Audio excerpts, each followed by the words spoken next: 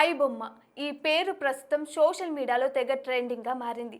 దీనికి కారణం బప్పం పేరుతో పైరసీ సినిమా నెట్వర్క్ నడిపే ఇమ్మంది రవి అరెస్ట్ అవ్వడమే. అయితే సినిమాలు పైరసీ చేసి తన డొమైన్లో అప్లోడ్ చేసే ఇతగాడికి సినిమా రేంజ్లో లవ్ స్టోరీ ఉంది.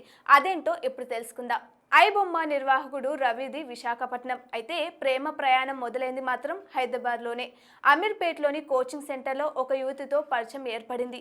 అది కాస్త స్నేహంగా ఆపే ప్రేమగా మారింది. దీంతో పరిచయం అయిన యువతిని పెళ్లి చేసుకున్నాడు రవి. ఏడాది పాటు చాలా హాయిగా సంసారం సాగింది. ఈ క్రమంలోనే ఆర్థిక ఇబ్బందులు తలెత్తాయి. అది కాస్త ఇద్దరి మధ్య మనస్పర్ధలు, గొడవలకు కారణమైంది. ఇదిలా ఉంటే రవి భార్య వాళ్ళ అక్క విదేశాల్లో ఉంటూ వీరి దాంపత్య జీవితాన్ని హేళన చేస్తూ ఎగతాళిగా మాట్లాడేదని సమాచారం. దీంతో రవి భార్య అత్తలు ఆమె చెప్పిన దాంట్లో తప్పేముంది, మనకంటే వాళ్ళు చాలా బాగా ఉన్నతంగా జీవిస్తున్నారు కదా అని రవిని నిలదీశారు.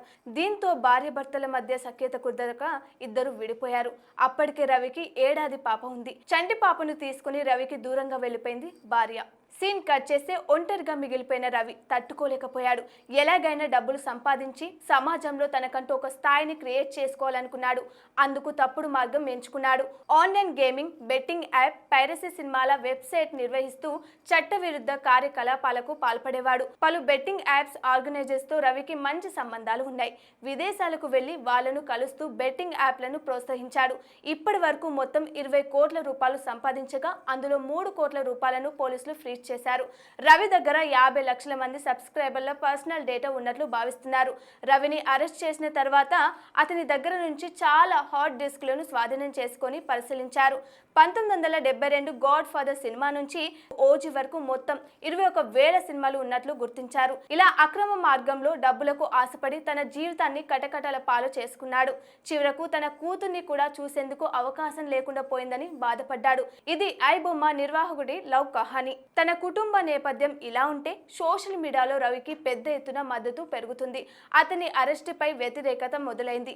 రవికి అనుకూలంగా కామెంట్స్ పెడుతూ అతడికి న్యాయ సహాయం చేసేందుకు సిద్ధమంటూ ప్రకటనలు చేస్తున్నారు. గత వారం రవిని అరెస్ట్ చేయడంతో 7 రోజులుగా ఐబొమ్మ, బప్పం టీవీలు సేవలు నిలిచిపోయాయి. అరెస్ట్ అనంతరం రవిని కోర్టుకు తరలించగా 14 రోజుల రిమాండ్ విధించింది న్యాయస్థానం. దీంతో ప్రస్తుతం చెంచల్గూడ జైల్లో ఊచలు లెక్క పెడుతున్నాడు రవి. సిటీ సైబర్ క్రైమ్ పోలీసులు ఇతన్ని విచారించగా సంచలన విషయాలు వెలుగులోకి వచ్చాయి. 4 ఏళ్లుగా కుటుంబానికి దూరంగా రవి జీవనం సాగిస్తున్నట్లు తెలుస్తుంది. కుకట్పల్లిలో ఇంటిని తీసుకున్న రవి ప్రతి 2 నెలలకు ఒకసారి వచ్చి వెళ్తుంటాడని తెలిసింది. రవిని అరెస్ట్ చేసే సమయంలో ఇల్లంతా చిందరవందరగా ఉన్నట్లు పోలీసులు తెలిపారు.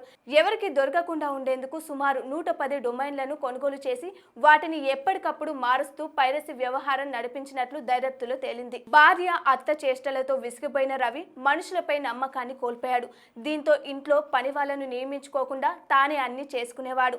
అతని సెల్ ఫోన్ ను స్వాధీనం చేసుకున్న పోలీసులు పరిశీలించగా అందులో కేవలం ఫుడ్ డెలివరీ బాయ్స్ నంబర్స్ మాత్రమే ఉండడంతో ఆశ్చర్యపోయారు. తన ఇంటి డోర్ లాక్ కు సీసీటీవీ కెమెరాలను కూడా అమర్చినట్లు పోలీసుల దర్యాప్తులో తేలింది.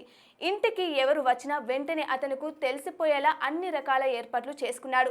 చివరకు సిటీ సైబర్ క్రైమ్ పోలీసులకు దొరికి కటకటాల పాలయ్యాడు.